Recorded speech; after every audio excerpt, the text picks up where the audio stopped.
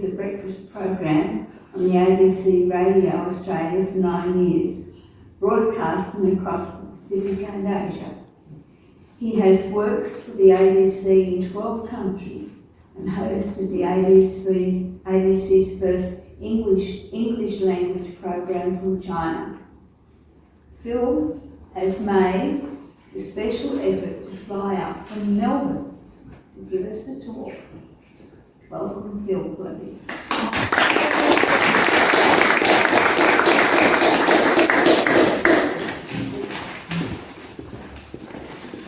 Hello everybody, nice to be here. Yeah, I've worked at the ABC for 26 years and I was trying to think, how do I start this? Because usually when I talk to groups about the book and about Radio Australia, it's usually in a Q&A sort of format where people ask questions and then I go blur. But I thought originally I'll start at the beginning and just talk about how it all began with Radio Australia, but then I went, that's, it's kind of dry. It starts in the war. And I thought it might be more interesting. I'll talk about when I joined, and then that'll give some context to how it all began and where it ended up, so you can see where it ended up.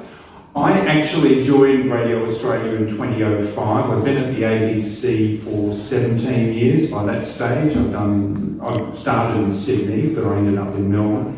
In Sydney, I was in the radio newsroom. I filled in hosting the afternoon show for a guy, Frank Crook. Do you remember Frank Crook all those years ago? Yeah, and I used to be on with him regularly on air. And then I went to television. I was a political reporter. Then I ended up in Melbourne doing news radio, and I was the Melbourne Bureau of News Radio.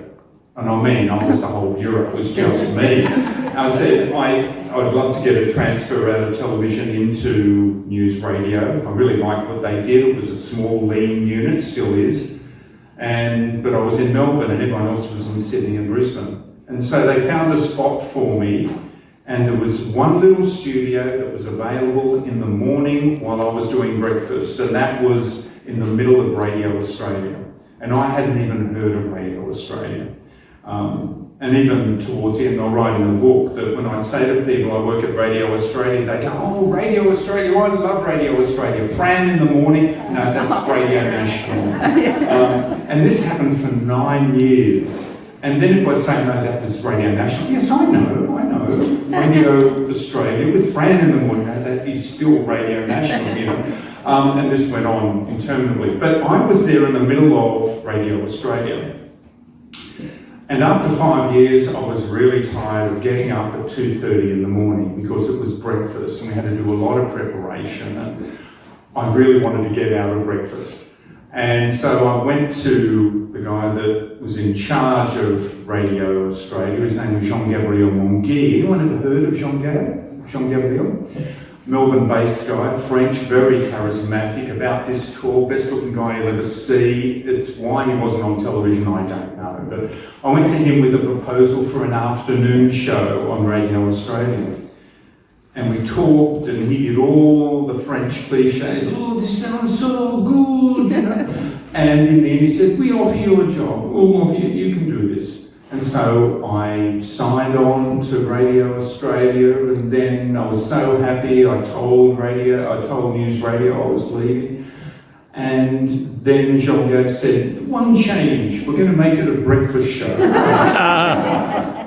He said, and because it's breakfast and we're going out to Samoa, it's a breakfast show that starts at 4 in the morning. So it's even worse. We managed to amend that slightly, but nevertheless. So I did that for 9 years, and it was wonderful. It was a spectacular place to work. In all my years at the ABC, Radio Australia was wonderful. You could not at that point hear it here. And the serendipity, I just think life has so much serendipity. Many of you might have met your partners and you think, if things had been just a little bit different, my whole life would have been different. I wouldn't have met this person. I wouldn't have had this job. I wouldn't have been involved in a community group like this if things had been just a bit different. But at the moment that I joined Radio Australia, it was when it was a confluence of change, because they were going from shortwave to FM. So after 80 years, they were going to FM radio. And that meant buying FM stations or building FM stations all over the Pacific. And they were also going into China. They had been in China before in China language, but not in English. So there had been Cantonese and Mandarin and one other language, Hunanese, I think, but not in English. So the day that I went there was around the same month that they were going into Asia. They decided, Jean-Gab decided, we're going to make the push. So Radio Australia becomes a true competitor to BBC World. It was huge. So we're going on FM, we're going into Asia, and we're going online at the same time. And that's when I came up with this kooky idea for an afternoon show, a flow program we call it, which meant it was live and we could react to events as they happened in the region. And I remember one great thing that happened, one big thing that happened, and this is the joy of live radio, because up until then, Radio Australia had been largely recorded. It wasn't a live flow show station at all. Just before 11 o'clock, it was in 2007, I got a text from a listener. Oh, and that's the other thing, we were getting texts and emails for the first time at that time too. It was extraordinary. Listener said, something's happened in East Timor, because we had an FM station in East Timor, in Dili. And he said, something's happened. I've just driven past the presidential palace and there's been shooting and there's a body in the street who looks like Jose Ramos Horta, the president. I went, and there we are, a minute to news, what do you do? Of course you don't say the president's been shot and he's lying in the street. That's the ABC. We double check everything. Went to news. There was a current affairs show that went on after us that was already programmed. When that current affairs show finished, we had confirmation that there had been an attack. We had confirmation that Jose Ramos Horta had been hit, that also the Prime Minister of the country, Saddam Hussein, had also been attacked, and all this came because of one text. We didn't know. Nobody knew in Radio Australia this had happened. So the audience talking with us, it was a huge moment. And we went from live to air for 3 hours. And it was spectacular. I was on air with News Radio when 9/11 happened. This was equally significant because it was a fledgling government just trying to get its feet and being attacked by a group of nasties. So that's the sort of thing we were able to do at Radio Australia. And it is such a change from when Radio Australia started in 1939. 1st of September 1939, Germany invades Poland. Winston Churchill, who had been itching for a fight against Germany, declares war.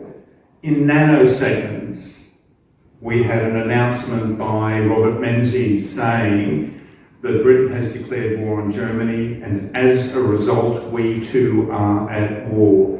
And in that statement are 3 words which said so much about what Australia was at that time. Those 3 words, as a result. Because England was at war, we were at war. There was no deputy sheriff like in their Howard years of counselling and thinking about it, going to cabinet. None of that. What Britain did, we did. Britain spoke for us in so many ways. You know, we'd already been independent for 39 years. We had our own country, but we still had the king, of course, was the king of Australia. But Britain spoke for us. And Menzies would go on to say that he was British to his bootstraps. No, he wasn't. He was born in country Victoria. But his thinking was he was British. And that was the time. That was fine. But by the end of the war, everything would change. But what he did was he started Radio Australia because we had the Axis powers. We had Germany, we had Italy, had Japan, and Russia, who were at that time allies of Germany. They were starting to use this fabulous new medium to spread propaganda, and the new medium was shortwave radio. There had never been a big war with mass media before, like that, broadcast media. And they started saying things about Australia on shortwave, that we were the lackeys of the British, that we went into a war because Britain went into the war, that we had taken Australia from, or Britain had taken Australia from the French. You know, they had to go back to the 1700s, of course, that we treated our Indigenous people terribly. Now, when you look back, you go, well, actually, they had a lot of what they said was pretty true, you know, and you know, think back on it. But at the time, Robert Menzies said, oh, they're not going to say that sort of stuff about us. We're going to answer them. So he decided that we would have our own service and we would go out on shortwave. And he was not going to let them say bad things about Australia without answering them. So what he did, he set up really quickly, in the space of 2 months it was, a shortwave service that went out to the world. And that shortwave service was very rinky. It came out of a small shack in Pennant Hills and a small shack in Lyndhurst in Victoria. And if you have the book, there's a picture of Lyndhurst, which looks like a cow shed. That was where it all began, this little thing. And if you look at it closely, you can see the wires that are holding the pieces of wood together. It's not even painted. It's black and white, but it's a terrible, terrible little unit. And it housed a transmitter. Both of them housed transmitters that were 2 kilowatts. 2 kilowatts. There were solar panel installations on domestic houses that are more powerful. But it was able to, because shortwave is the most amazing thing. Do you remember when you were kids seeing those radiograms and you'd have AM and you'd have shortwave SW on them? You had those, we had them. We never listened to them, but they were there. We could listen to Radio Belgrade if we wanted to, or BBC World if you were on the top of a hill or whatever. You could get them. But shortwave was it. But shortwave is an amazing medium. It's been closed down. They closed it down in 2017, Radio Australia shortwave. But because it's shortwave, it goes a long distance and can go from Pennant Hills, from Lyndhurst, all the way to America, all the way to Britain. 2 kilowatts. As I said, the power you have on your solar roof could go all this distance. And when they did the first broadcast in 1939, we were getting reports from London and from America that it was coming in loud and clear, unbelievably. And it was actually not going across the front. We tend to think linearly, you know, that the broadcast would go straight across Northern Territory over to England. It went underneath Antarctica and up the other side. It's quite extraordinary. It bounces off clouds. It's an incredible medium, but not very good. Not very good quality. That's why we decided, well, Radio Australia decided to go to FM in 2005.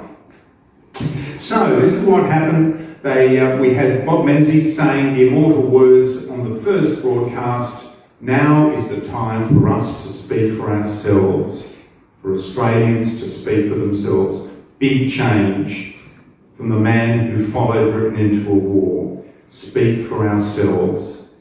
And as the war went on, it continued to send out material. There was a lot of controversy about what they sent out.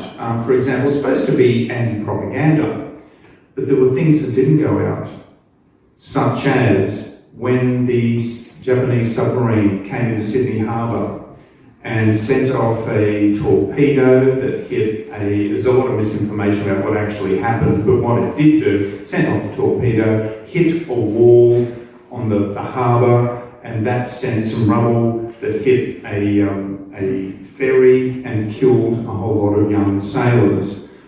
When Radio Australia broadcast that, they mentioned nothing about any deaths. When the Japanese bombed Darwin, there was never any mention about the number of deaths. They didn't want to put out anything that could be disheartening to Australians caught in Japanese areas. Remember, shortwave went everywhere. So if you had a little shortwave radio, and many people did overseas, they could tune in. They didn't want the broadcasters did not want to, or the government did not want to have anything disheartening going out. So they didn't mention the number of deaths in Darwin. They didn't mention the looting by soldiers in Darwin. My dad was there at the time. He was affected by a bomb that was dropped by the Japanese. And it was well known at the time that there was a lot of looting going on. It wasn't until Xavier Herbert wrote his book, Poor Fellow My Country. Anyone read it? You have? Barry Humphries. It's a huge book, biggest book ever written in Australia. It's enormous. Barry Humphries retitled it, Poor Fellow My Reader. Which is really unfair because it's a great read, but it wasn't until 1975 when he wrote that people knew that there'd been looting, because he talks about it in the book. And it was a shock to many people that this happened, but he knew it. He was a Darwinian, he knew it happened. And so there were things that were not said. And so there was self-censorship. And part of that was because everybody wanted a bit of Radio Australia. We had the Foreign Affairs Department, which was known as External Affairs in those days. They wanted control of Radio Australia so they could send their messages overseas. We had the ABC resisting, going, no, we're the news people, we're the ones broadcasting it, we are the ones who should be sending overseas. So people were battling backwards and forwards until the end of the war over these little 2 kilowatt transmitters that were quite effective, but subject to weather and, sometimes it didn't go anywhere. But the government did decide to increase the power to 100 kilowatts. They built 2 100 kilowatt transmitters, 50 times stronger than the original ones. Built it in a place called Shepparton in Victoria. And there's pictures in the book showing the Shepparton array. It is the most amazing thing you have ever seen. I've never seen it, but it was huge, and it looks like a scene out of Star Wars, where it's a big array where they just used to move it, and they were like 50 feet across, these things, and they would move them to go to a different place when the time was right to give a different broadcast. And they would have multiple streams. So they had one that went into China, one that went to the Pacific, one that would go to England. We had broadcasts that were going in Afrikaans to Africa. And when we first broadcast, when Radio Australia, I keep saying we, but once you're part of the ABC, you're always on. They broadcasted in German, Spanish, French, and English, and they added Afrikaans, and over the years there was a Japanese service, and then there was a Chinese service in the 3 languages. So there was a lot of changes and expansions and contractions and governments coming and going. It seemed to be that every time there was a Liberal government, it contracted. Every time there was a Labor government, it expanded. I wonder why that is. Funny that, yeah. What's new? Yeah, what's new? Nothing's changed. It certainly was. In fact, my program was cancelled in 2014, after Tony Abbott promised no cuts to the ABC, he made cuts to the ABC.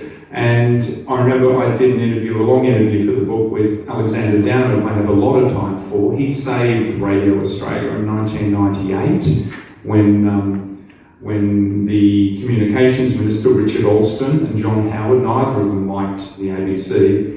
They wanted to get rid of Radio Australia, but it was when Alexander Downer, who was the Foreign Minister, found out about it.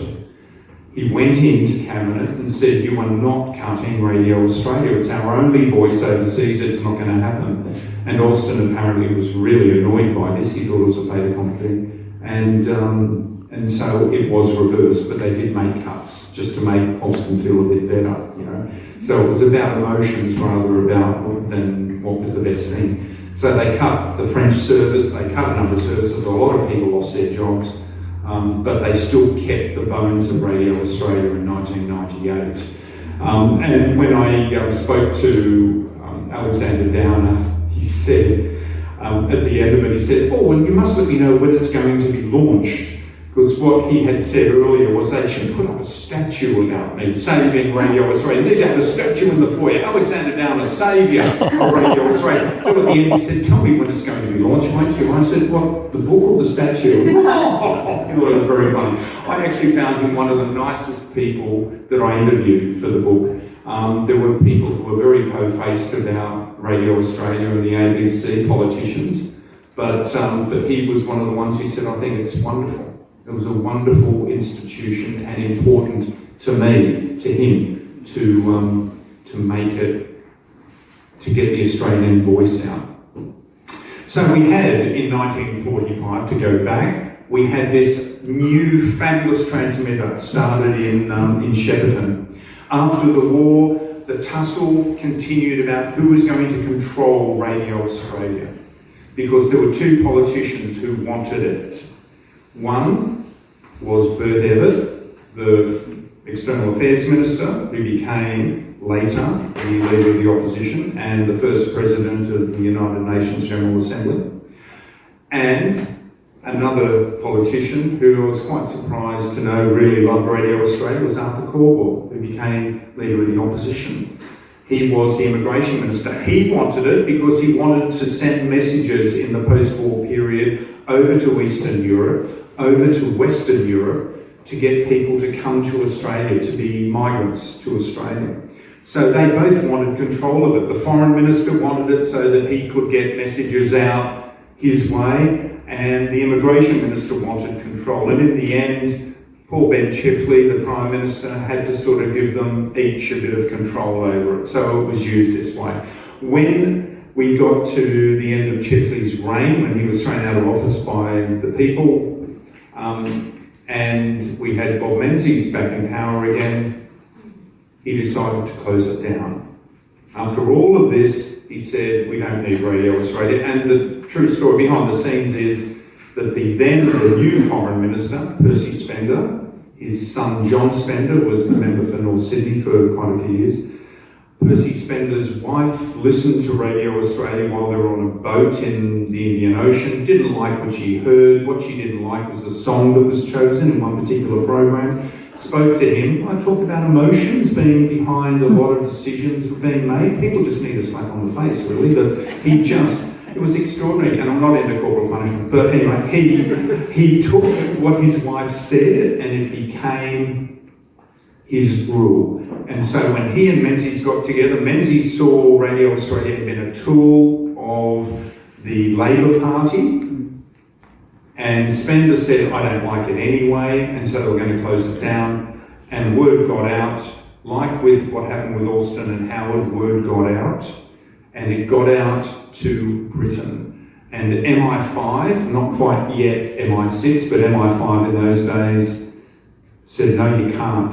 And they sent a missive to Robert Menzies and said, you can't close it down because your strong transmitters are the only way of getting into Eastern Europe, behind the Iron Curtain.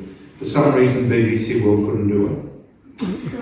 So, it was the only way of getting in. So, you cannot close it down. And luckily, Menzies was enough of a Britophile to say, oh, well, if Britain doesn't want me to close it down, I won't.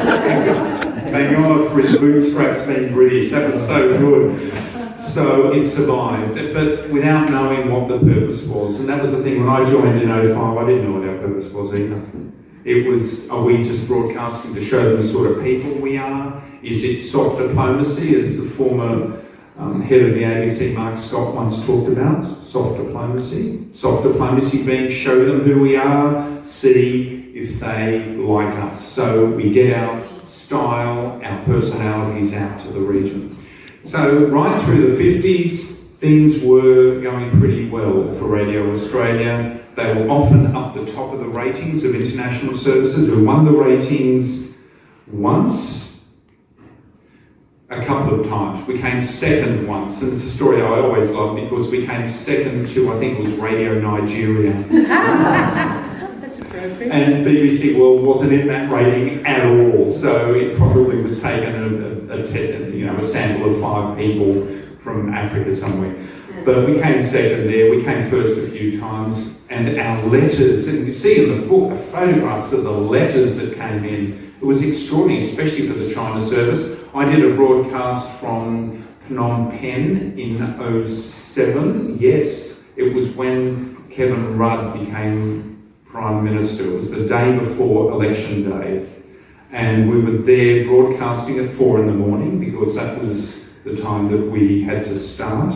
And I looked on the floor, and the Cambodian service were there as well, speaking in Cambodian, of course, and they had a floor full of letters that they were still getting in 07 from the region. people wanting to speak on air or have their messages put out on air, Cambodian people. It was an amazing thing. And so in the 50s we were huge. In the 60s, well actually, I'll take us back to 1948. I've got a story, 1948. How important was Radio Australia? NASA, or the precursor of NASA, was figuring out how to do a shot for the moon. Even back in those days, way before Kennedy said we'll have a man on the moon by the end of the 60s.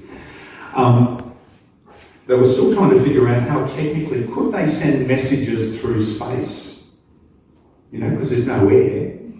So could waves actually go into space? So they asked Shepperton to send messages to the moon, bounce it off the moon and come back in shortwave. And they did come back. The messages went there and came back.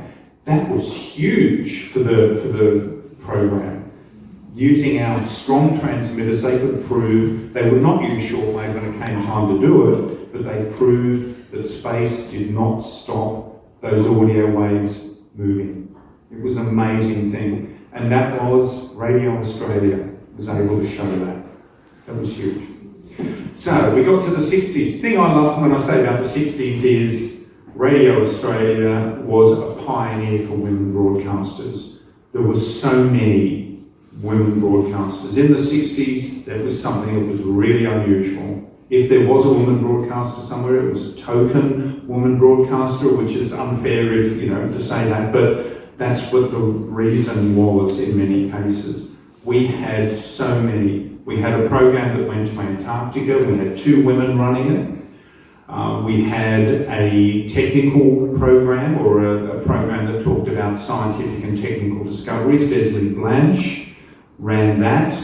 There were a lot of people. There was one woman, Margaret Wood, who broadcasted in the late 60s to our soldiers in Vietnam. She was known as the soldier's friend, Margaret Wood. Again, on pictures of her being carried on, you know, being chaired and having the soldiers all around her, and she's having a great time sitting at the desk. It was quite ahead of its time. It was quite amazing. Leslie Blanche stayed there until my program was canned in 2014. She was contributed to my show as well. And in fact, on the day we were told that we were being cancelled in 2014, the head of International, Lindley Marshall, sat us all down at a table, and she was only been in the job 6 months or so, and she was broken-hearted at having to cancel our show. I wasn't. We had programs in the evening, overnights. We had a terrific boss, Mike McCluskey, who set up a different stream for every country we broadcasted to. And my show went out on all of them, even if they were in a different language. We had my show as a breakfast show, and we had all these other shows. And one by one, the other shows were cancelled after the Abbott cuts.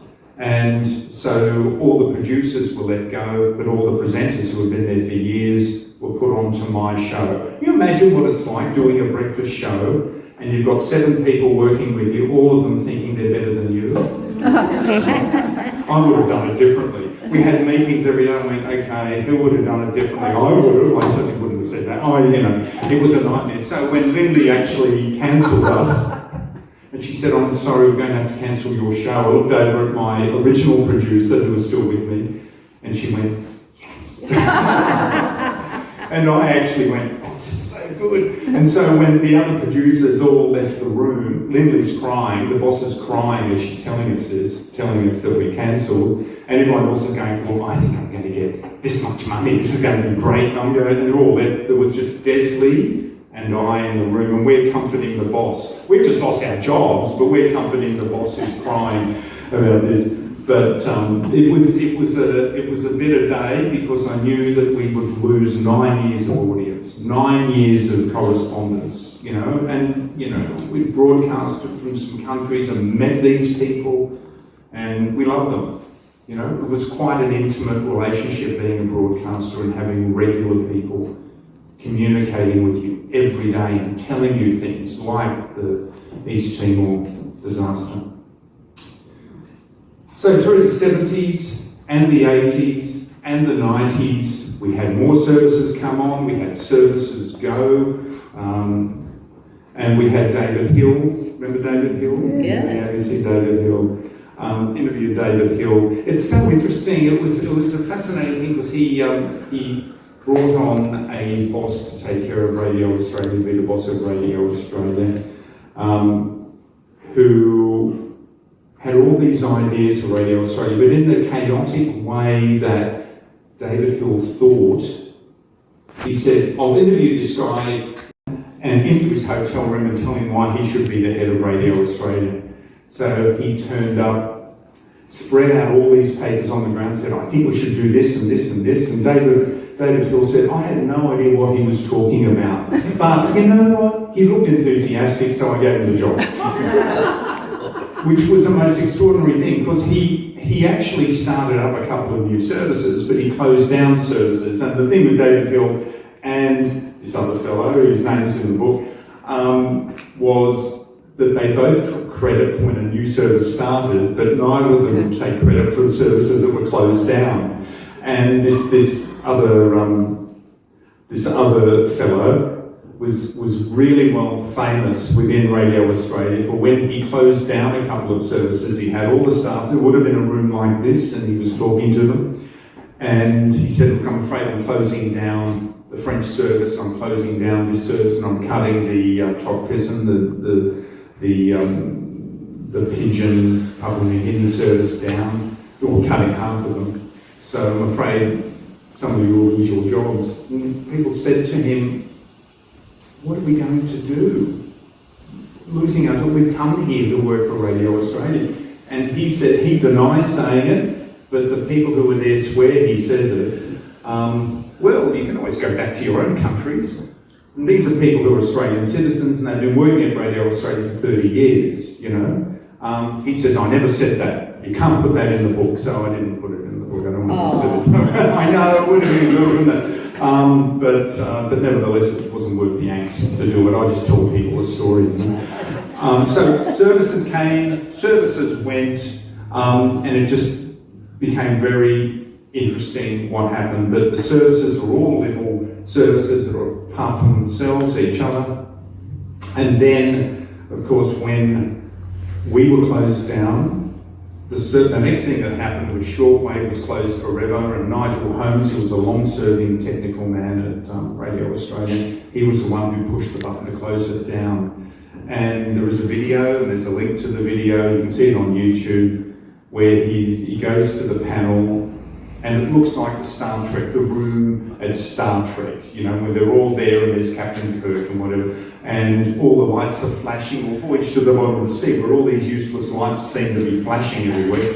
He goes up to one useless light, presses the button, and it all goes, ooh. They play Waltzing Matilda in the background as the last song ever played on shortwave Radio Australia.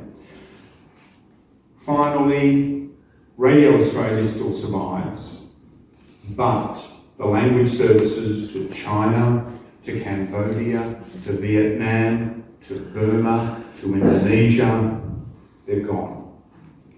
What they've done is they've taken those staffers, they've kept one or two of each, and they are advisors or story producers for the news at the ABC, but no longer broadcast into Asia. Asia's not seen as important at the moment. And when I was hired to write the book, it was in 2021, beginning of 2021. I'm sitting in a cafe on the Gold Coast, and I'll get a call from Kelly Mayo, who is Barry Cassidy's producer on Insiders, and I've been on Insiders a lot. And so she knew me. She said, would you like to write the book? Barry suggested you write the book about Radio Australia. And I'm going, okay, as my coffee's coming, okay, I'll do that. And so we made the deal over 2 minutes while I'm drinking, you know. And that was the beginning of a really interesting trip of reconnecting with the people I'd worked for, speaking to all these people who had been important in the history of Radio Australia, and very sadly seeing what's happened to it. Although Claire Gorman, who commissioned me to write the book, the head of International right now, she loves Radio Australia, and she's going to expand the FMs, but only in the Pacific. But I think you've got to make these decisions. You don't have the money, you don't have the money. So she will have more expansion. And when you've got FM, and that's what we're going out on, FM is a wonderful, wonderful medium. You've got to have an FM station everywhere. So when we started, we had an FM in Fiji, in Suva, but it doesn't go across the water FM, unlike shortwave, of course, or even AM. And so we had to have another FM station in Nandi, and then got a third one on another island.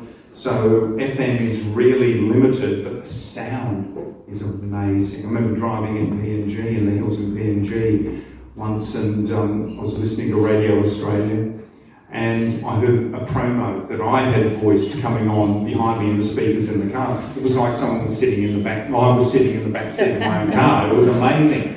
And that's the joy that you get from good FM. So we're doing that now. We've moved with the times. I'm just sorry we lost all our audience in Asia. That should never have happened. But again, we didn't have the money to keep it going. So decisions had to be made. And that was one of them, unfortunately. So Radio Australia is still there. It's no longer a propaganda or anti-propaganda service. It's a news service, and it's a lifestyle service. They've got people from the Pacific hosting a lot of the shows, which is good. And it just survives, like the ABC. It just keeps on going. All right, thank you. I want to say thanks to Janine, because she organised this so well, and she booked me months and months and months ago to do this. And John, thank you for your support as well. It's really great what you guys do, and we all share one thing: we love the ABC. But anyone here doesn't like the ABC? Good. See, everybody loves the ABC. Let's do a poll. Thank you.